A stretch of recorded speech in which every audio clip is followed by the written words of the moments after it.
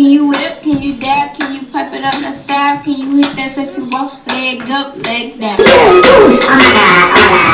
Girl, ain't that singing, sing that. Okay, girl, you still girl, yes. Walked in this party, these girls looking at me. Skinny jeans on, hitting on my hand, nigga. Hey,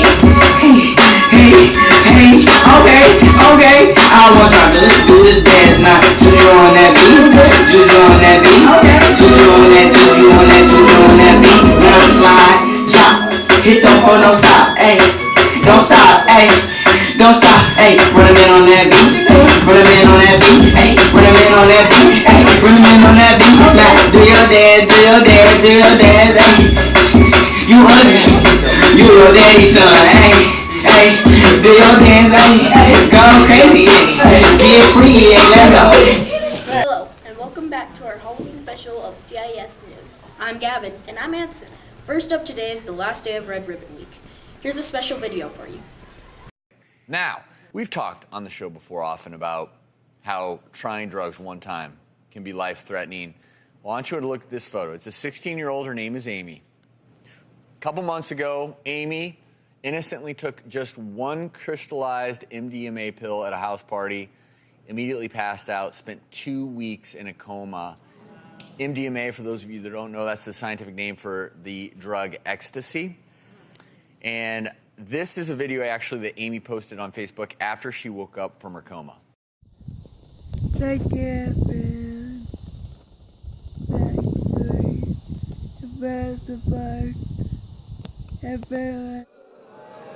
And so a lot obviously went wrong. She ended up suffering a traumatic brain injury. One pill, one time.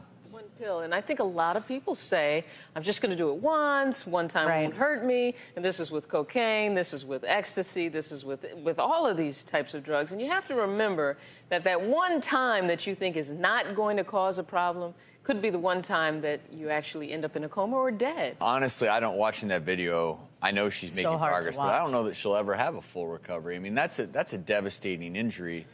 But what scares me is this idea that, I maybe shouldn't have even said it. I said MDMA. The truth is, I've said it so many times on the show, really, when you buy something off the street, you don't know what it is. No. We think she took MDMA. There are all these unregulated synthetic drugs out there. The Red Ribbon Week pep rally was a blast. Here's a video about it.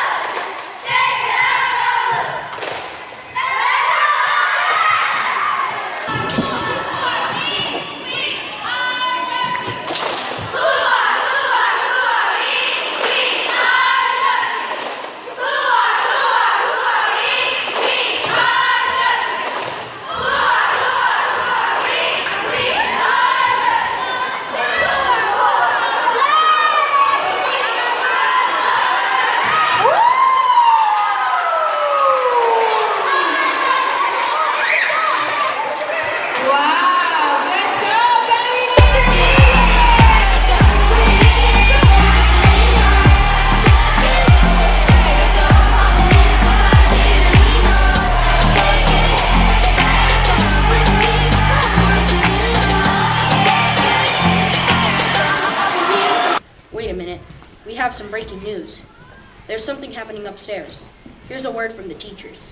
We heard a noise upstairs. Come quick, come quick. Did you hear that? Please, let's go up and check it out. All right, let's go. Let's go. Are you sure you want to do this? Oh, well, how about that? It's probably not. It's probably just a kid. Oh, okay. I trust you guys.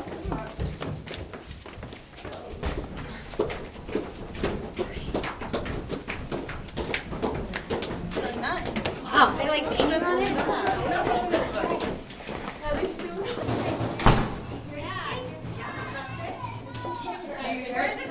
Where's it coming from? Let's go in. It's pretty loud.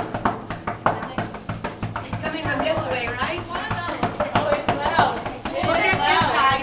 Yeah, we got that side. Yeah, We'll check this side. Check this door.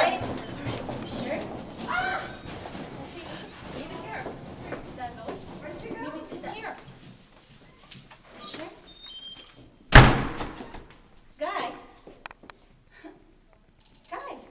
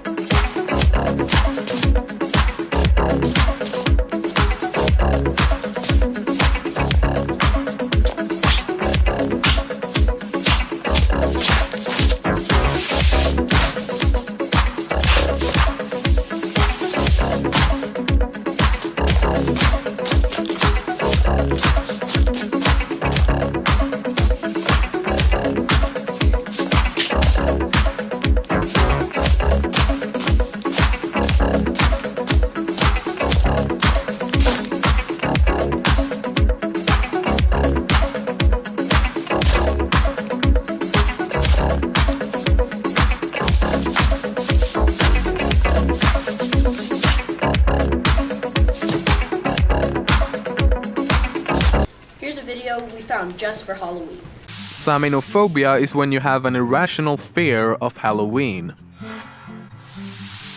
Many animal shelters do not allow people to adopt black cats around the time of Halloween, as they fear people might torture or sacrifice them. That's because some people actually believe that black cats protect witches and their powers.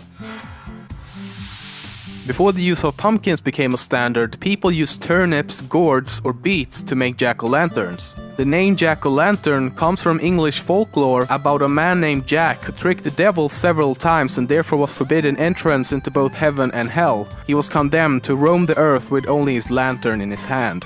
The name itself means Jack of the Lantern. The correct way of spelling Halloween is actually like this. Halloween is short for All Hallows Eve or Hallows Evening and is believed to have originated in Ireland over 2,000 years ago. Trick-or-treating originated from a medieval practice called souling. Souling meant that poor people would go door to door on Hallowmas and receive food in return for prayers for the dead. Trick-or-treating is also believed to have originated from Ireland. The color orange often reminds people of Halloween because of the holiday's extreme use of orange pumpkins. However, pumpkins can also be pink, red, green, white, grey, yellow and blue, but the color is only skin deep as the insides are still orange. If you or your kids plan on going out trick-or-treating, you should be careful as it's been reported on several occasions that people have inserted razors, poison and other dangerous materials in the candy they hand out. In 1974, for example, a boy died after eating candy laced with cyanide.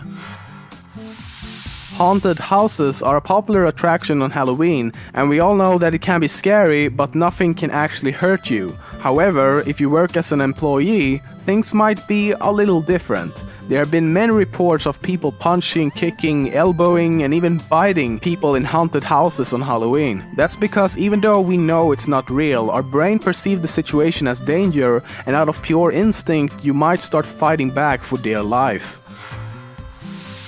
A full moon can often be associated with the spookiness of Halloween, but in actuality that rarely ever happens. Last time a full moon occurred on Halloween was in 2001, and it has only happened 4 times before that, starting in 1925. The next full moon to occur on Halloween is predicted to happen in 2020. Around $2 billion are spent on costumes every Halloween in the US. Or more correctly, we spend $2 billion on costumes for humans. We spend another $330 million on costumes for our pets. Seriously, $330 million that we can spend on anything else, anything at all, and we spend it on our dogs and cats. Thank you for watching, and remember, make good choices and listen to the right voices. Play Pokemon Go every day.